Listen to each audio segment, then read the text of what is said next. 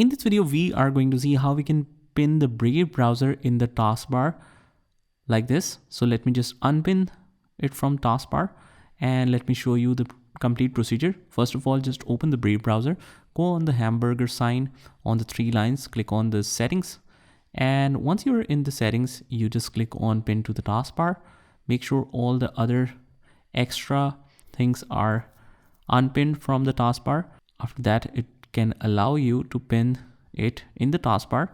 So if you click on it and nothing happens, that might be issue with some of the systems. It's not detecting the pin.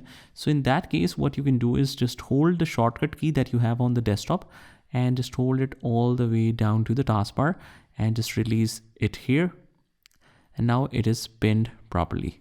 So as you can see, if I right click, it shows the unpin option. That means the Brave browser is pinned to the taskbar. So that's how you do it. I hope you found this video helpful. And if you did, hit the like button and subscribe to our channel, and I will see you in the next one.